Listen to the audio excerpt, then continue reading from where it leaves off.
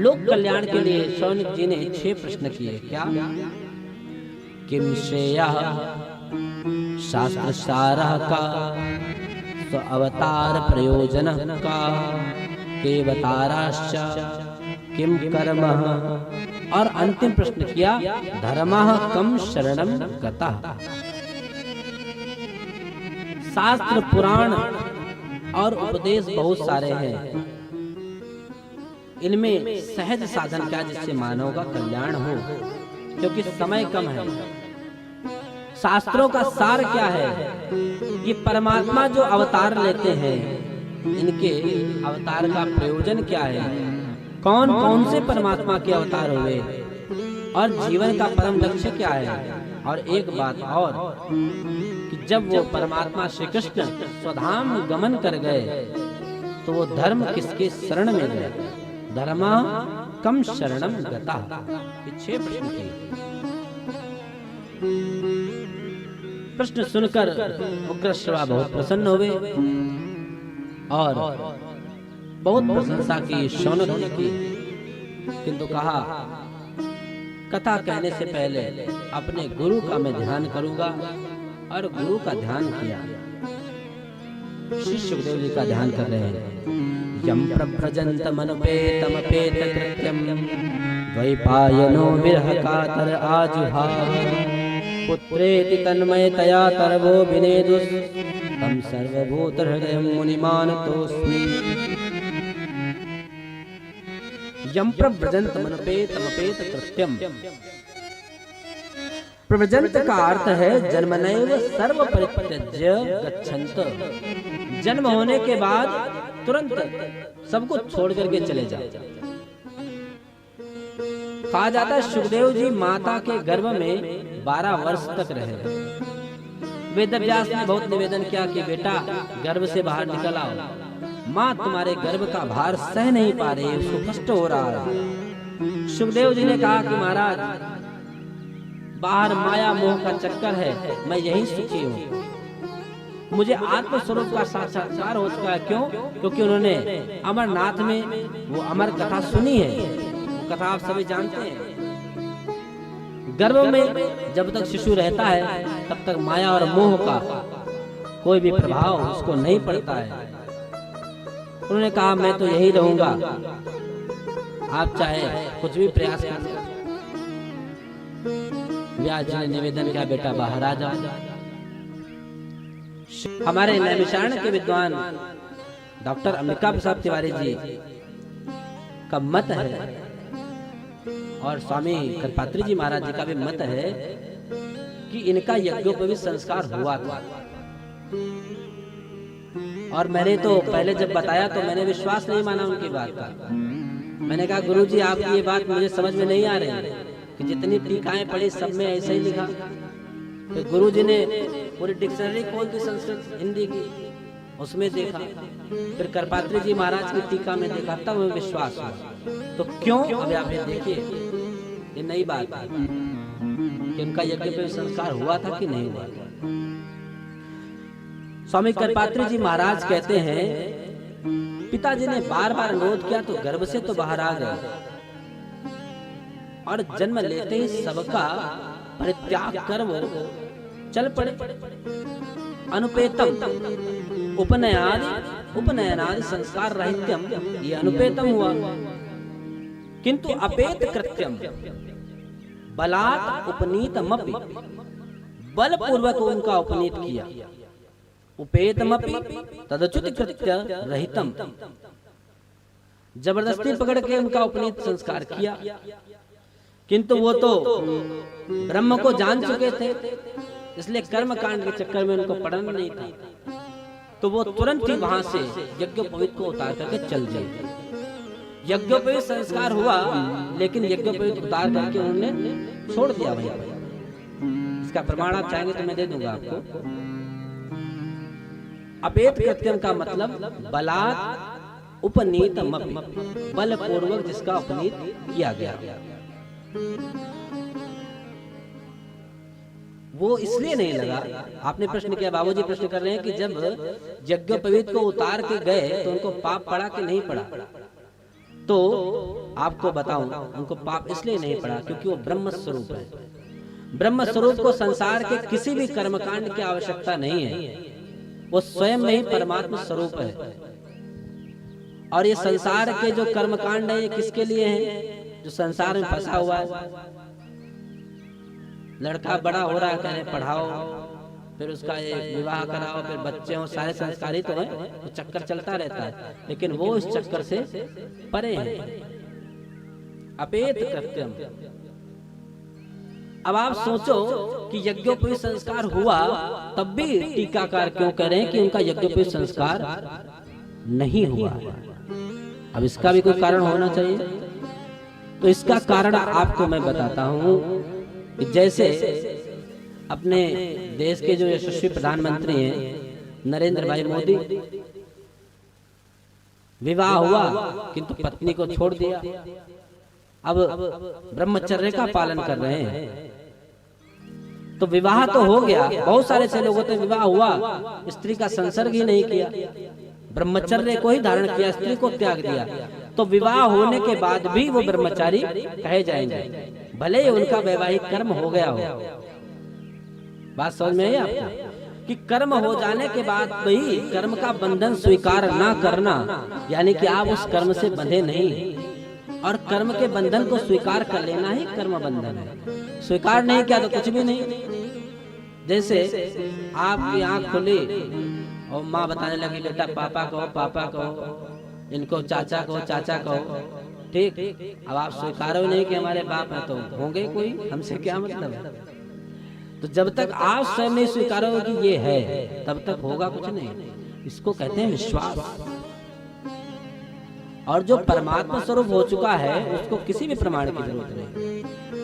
नारायणं नमस्कृत्यं नरं चैव नरोत्तमं देवीं सरस्वतीं व्यासं ततो जयमुदीरये। प्रणाम किया नर नारायण ऋषियों को, सरस्वती को, व्यास जी को प्रणाम किया। और अब प्रश्नों का उत्तर देते हैं। सबई पुंसां परो धर्मो यतो भक्तिरदोक्षजे अहेतुक्य अप्रतिहताय आत्मा संप्रसीदति। पहले तो प्रशंसा कर दी कि मुनिया साधु पृष्ठो हम बहुत बड़े लोक मंगलम। आपने जो प्रश्न किया है ये लोक के कल्याण के लिए किया है। इन प्रश्नों से ऐसा नहीं कि आपको कुछ नया मिल जाएगा, आपको पता है क्योंकि आप उस ब्रह्म की साधना कर रहे हैं। किंतु आपने जो प्रश्न पूछे भगवद्भिर लोक मंगलम, लोक कल्याण की भावना से आपने प्रश्न पूछे हैं, और इन प्रश्नों के द्वारा कृष्ण संप्रश्न भगवान श्री कृष्ण प्रसन्न होते हैं और उनकी प्राप्ति होती है। पहला प्रश्न पूछा था, उसका उत्तर देते हुए कहा कि धर्म क्या है, परम धर्म। सवै पुंसां परो धर्मो, परम धर्म क्या है? परो धर्म यानी परम धर्म। यतो भक्तिर अधोक्षजे, अधोक्षज भगवान की भक्ति। लेकिन अच्छा भक्ति तो बता दिया, भक्ति होगी कैसे? अहेतुक्य अप्रतिहता ययात्मा सुप्रसीद संप्रसीदति। अहेतुकी भक्ति हो, निष्काम कामना रहित भक्ति जब होगी तब कल्याण होगा। अप्रतिहता अबाधित, कोई बाधा ना पड़े, ऐसी भक्ति करें। भक्ति में बाधा पड़ गई तो भक्ति व्यर्थ हो गई। अच्छा भक्ति भी हो कैसे? वो भक्ति भी बेकार है जिसमें भगवान वासुदेव के प्रति प्रीति ना पैदा हो। अगर ऐसा नहीं हुआ कि खूब आपने अनुष्ठान किया, खूब आपने पूजा की, किंतु भगवान के प्रति आपके अंदर प्रीति नहीं पैदा हुई, तो क्या होगा? श्रम एवं ही केवल, सामान्य श्रम ही श्रम है। इसलिए हमें भगवान की भक्ति निष्काम भाव से निर्बाध रूप से नित्य करनी चाहिए। विद्वान लोग अलग अलग नामों से इनको कहते हैं। वदन्ति तत्तत् विद्वस्त्वं यज्ज्ञानमद्वयं ब्रह्मेति परमात्मेति भगवान इति शब्दते। अलग अलग नामों से उनको कहते हैं। जो वेदांत को जानने वाले हैं उसी परमात्मा को ब्रह्म कहते हैं, योगी उसे परमात्मा कहते हैं, और भक्त भगवान कहते हैं उसी को। भागवत में कथा इसकी रुचि कैसे उत्पन्न हो बताया कि श्रद्धा से इसको सुनो, तीर्थ में जाकर सुनो, तब रुचि पैदा होगी। शुश्रूषो श्रद्धानस्य वासुदेव कथा रुचि स्यान महत् सेवया विप्रा पुण्य तीर्थ निषेवण। पवित्र तीर्थों का सेवन करना, महत् सेवा, श्रेष्ठ जनों की सेवा करना, श्रवण की इच्छा और बार बार सुनने से भगवान की कथा में रुचि होती है, क्योंकि भगवान से परे कुछ भी नहीं है। वासुदेव परा वेदा वासुदेव परा मखा वासुदेव परा योगा वासुदेव परा क्रिया। भगवान के दिव्य अवतारों का वर्णन किया।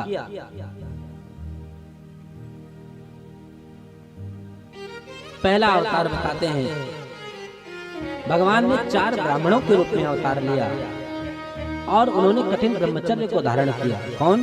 सनक, सनंदन, सनातन और सनत कुमार।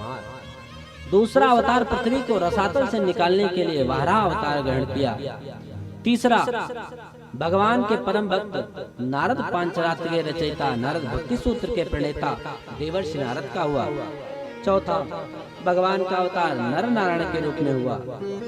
पांचवा कपिल देव जिन्होंने सांख्य शास्त्र की रचना की। छठा दत्तात्रेय। सातवां भगवान यज्ञ रुचि प्रजापति की पुत्री आकुति के गर्भ से यज्ञ रूप में प्रकट हुए।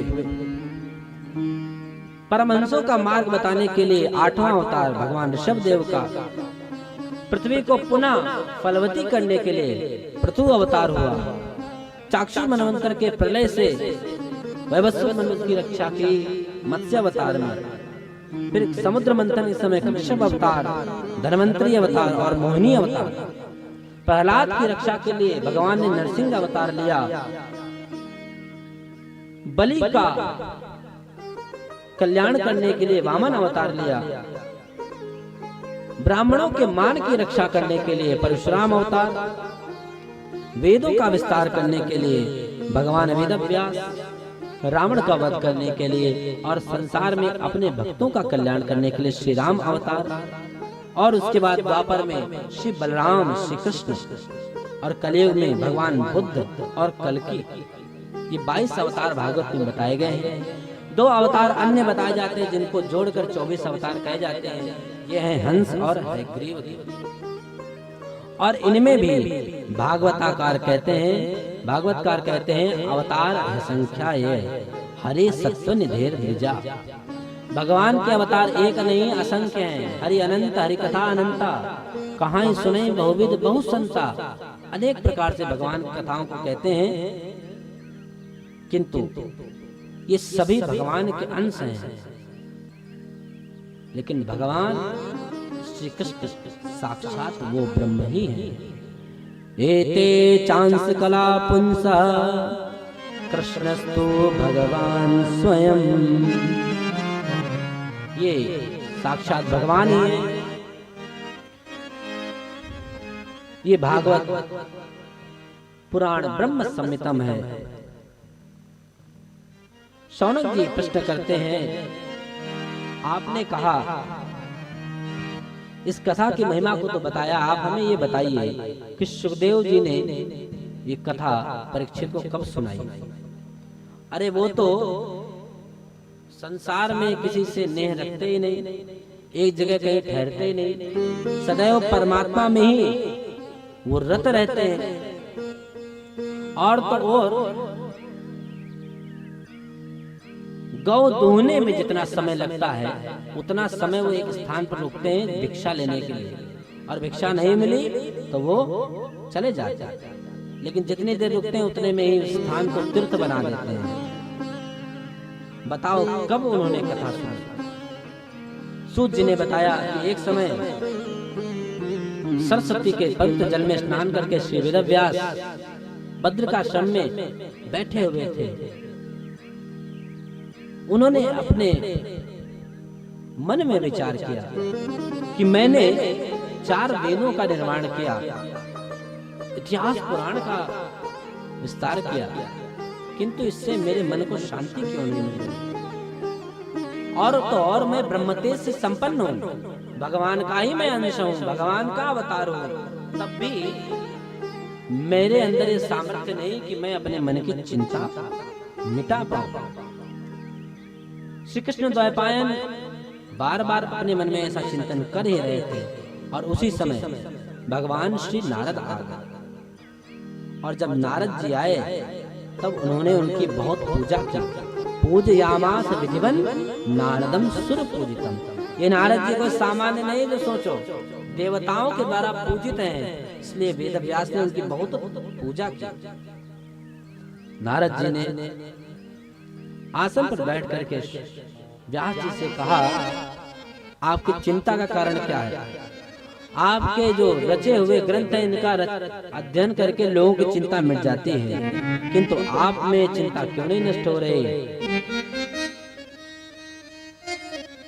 अच्छा, अपनी समस्या व्यक्ति स्वयं नहीं जान पाता।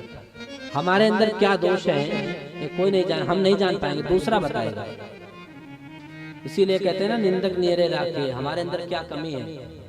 अब जब जाना कि अपनी समस्या बता नहीं पा रहे, तब उनसे निवेदन किया, आप ही बताइए मुझ में क्या कमी है। तम पर्यटन इव त्रिलोके अंतश्चरो वायुर्आत्म साक्षी परावरे ब्रह्मणि धर्मतो व्रते स्नातस्य मे न्यूनमलं विचक्ष। आप परब्रह्म और शब्द ब्रह्म दोनों को प्राप्त कर चुके। शब्द ब्रह्म क्या है? भगवान का नाम ही तो शब्द ब्रह्म है। और परब्रह्म दोनों को प्राप्त कर चुके हैं। आप ही बताओ कि मुझ में क्या कमी है, बताओ। नारद जी ने कहा, आपने बहुत सारे ग्रंथ रचना कर दिए, किंतु आपने भगवान के यश को नहीं गाया। भवतानृतं प्रायं यशो भगवतो मलम ये नैवासो न तुष्येत मन्ये तद्दर्शनम खिलम। आपने जितना भी ज्ञान था खूब आपने बखान किया, इतने ग्रंथों की रचना की, किंतु भगवान की जो लीला है उसका वर्णन नहीं किया, इसलिए आपका कल्याण नहीं हो रहा, आप संतुष्ट नहीं हो रहे हैं। क्यों?